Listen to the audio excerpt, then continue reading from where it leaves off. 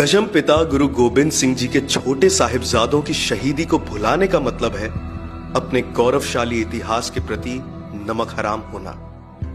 एक 17 साल का तो एक 14 साल का, एक 7 साल का तो दूजा 5 साल का। नाम था अजीत सिंह, जुझार सिंह, जोरावर सिंह और फतेह सिंह। पहले गुरु तेग बहादुर जी की शहादत, फिर इन मासूमों की शहादत और फिर गुरु गोबिंद सिंह जी को वीर गति। न्याय और इंसाफ के लिए कुर्बानी इन बच्चों की खानदानी परंपरा बन गई थी। वाटा लम्मियां ते रस्ता पहाड़ दा, तुर जांदे गुरां दे लाल जी। सरसा नदी ते विछोड़ा पै गया, उस वेले दा सुन लो हाल जी। वाक्या उस समय का है जब गुरु गोबिंद सिंह का पूरा परिवार आनंदपुर छोड़ रहा था। सरसा नदी ने जैसे दुश्मनों से दोस्ती कर ली हो। नदी का पानी कम होने का नाम नहीं ले रहा था। इसी दौरान भयंकर तूफान आया। माता गुजरी जी और 2 छोटे साहिबजादे जोरावर सिंह और फतेह सिंह पिता गुरु गोबिंद सिंह जी एवं उनके 2 बड़े भाइयों अजीत सिंह और जुझार सिंह से अलग हो गए। गुरु गोबिंद सिंह जी के बड़े बेटे 17 साल के अजीत सिंह और 14 साल के जुझार सिंह ने चमकौर युद्ध में मुगल फौजों में भारी तबाही मचाई और सैकड़ों मुगलों को मौत के घाट उतारा। लेकिन 10 लाख मुगलिया फौजों के सामने दोनों साहिबजादा धर्म की रक्षा करते करते शहीद हो गए। दोनों पुत्रों की शहादत पर पिता गुरु गोबिंद सिंह जी के मुख से निकला, मेरा मुझ में कुछ नहीं,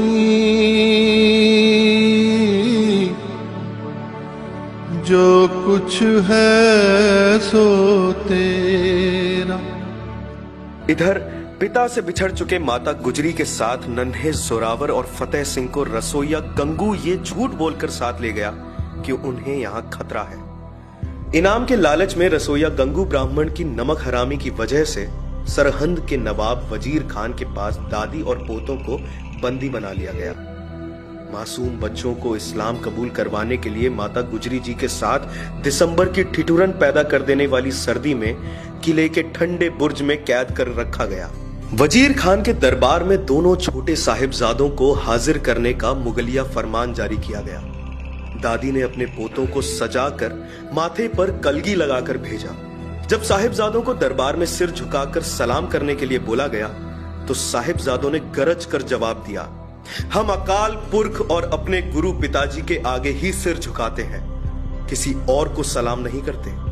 हम तुम्हारे इस जुल्म के खिलाफ प्राण दे देंगे लेकिन झुकेंगे नहीं। कचहरी में नवाब वजीर खान के साथ और भी बड़े बड़े दरबारी बैठे हुए थे। नवाब बच्चों का साहस देखकर आश्चर्य में पड़ गया।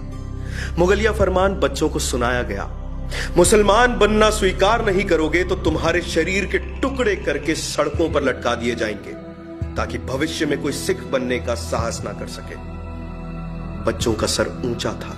उन्होंने गरजते हुए जवाब दिया, हमें सिक्खी जान से अधिक प्यारी है। दुनिया का कोई भी लालच व भय हमें सिक्खी से नहीं गिरा सकता।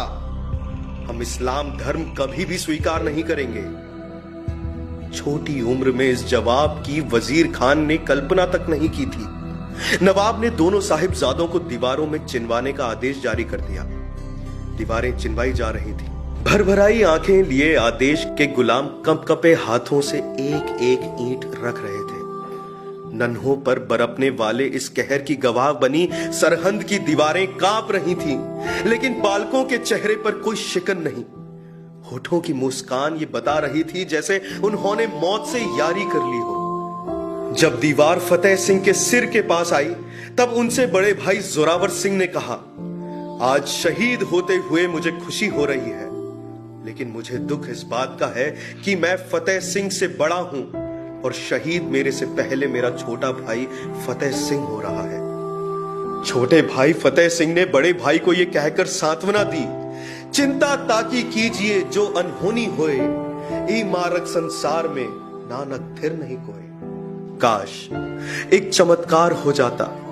हर किसी की नजरों में उम्मीद की चाहत साफ दिख रही थी, लेकिन निष्ठुर होनी को कुछ और ही मंजूर था। आखिरी ईंट जैसे ही रखी गई, शेर दिल मासूमों के जयकारों की गूंज सुनाई दी। वाहे गुरु जी का खालसा, वाहे गुरु जी की फतेह। वजीर खान के अंदर दहशत का आलम इस कदर हावी था कि कुछ समय बाद उसने फिर से ईंटें हटवाने का आदेश दिया ताकि जान जाने के डर से बच्चों का मन बदल जाए।